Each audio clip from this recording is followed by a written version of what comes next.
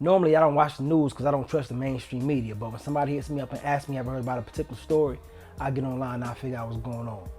About a year and a half ago, a young man was gunned down in Chicago by the name of Laquan McDonald by a race soldier by the name of Jason Van Dyke. Now, with the autopsy report, it says that Laquan had PCP in his system and was a ward of the state. Officer McDonald fired 16 rounds into this young man's body, and only 2 rounds were fired while the young man was standing up. That means all the other rounds, all 14 other rounds was fired when the young man was on the ground, practically dead. Now, it took a year and a half for the public to see this video because the police department was protecting this guy, first of all, and they didn't want a race riot and a race war similar to what happened in Ferguson, Missouri. This young man was evidently going through some struggle in his life, and for whatever reason, he needed some type of help. And instead of this officer dealing with him like you would any type of mental patient, because you could clearly see in the video that he was kind of out of his mind. He had a knife, a 4-inch knife, you know what I mean? This man shot this young boy in the back 16 times. Shot him 16 times, all right? And then was in the process of reloading before his partner said, yo, my man, you gotta chill, he down. Now, as a young man with an 8-year-old son, I mean, I just fear for my son being out in society when you're dealing with race soldiers like that, you know, because this officer evidently didn't care nothing about a black life, right? This is what Black Lives Matter mean.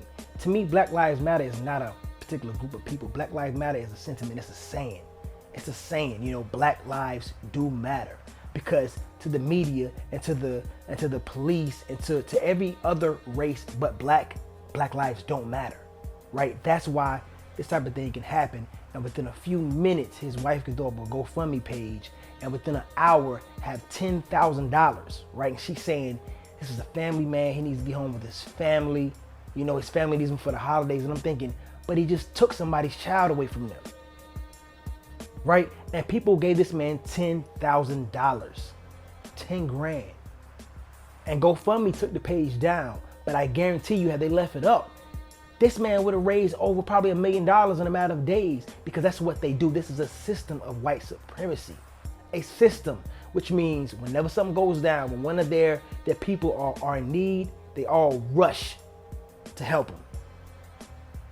I commend them on that. That's something we don't do, right? There's a judge in Kentucky right now who said that he's tired of, you know, having trials with all white juries and the suspects are black. They're trying to ban this man from prosecuting trials, right? And he's just saying, I'm tired of this. This doesn't make any sense. You're gonna tell me there's no African American people that are qualified to sit on this jury? And they trying to take this man's career from him. All right? We're living in a system of white supremacy. And this is what happens when one of these race soldiers, once again, gun one of our own down. And then they're preparing for riots. I say don't even riot. It's no need to riot. Don't tear nothing up. This is when we have to start redirecting our dollar. All right? Blackouts don't do nothing. Boycotting don't do nothing unless we have an alternative. Which means every black man in the inner city, every black man that's not in the inner city needs to learn to be an entrepreneur. All right? Because we need to educate ourselves. That's how you get out of poverty. You need to educate yourself.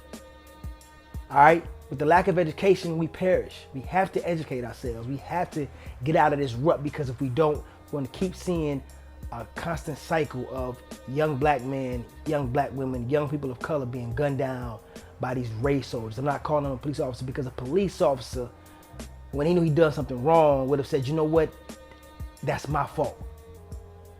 Lack of judgment on my part, and he would have took the punishment. But this man been on desk duty for over a year and a half, collecting checks, knowing he gunned this young man down, knowing he gunned this young boy down in cold blood. I'm just tired of it. I'm just tired of it. And I want us to, you know, start, you know, redirecting some of our energy that we use in rioting. I want us to start redirecting our energy into effectively making a change in our community. You know, and that means for me, first of all, educating ourselves, educating our children, spending our black dollar with black people in our community. All right? I think that's where it starts. And we'll go on from there. Y'all got any suggestions? Let me know.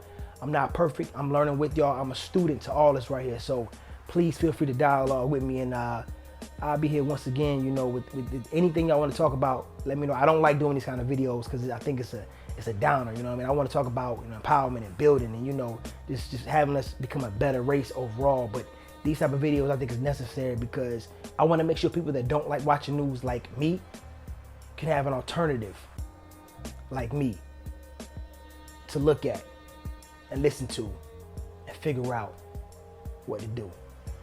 All right? Real talk. Y'all be safe.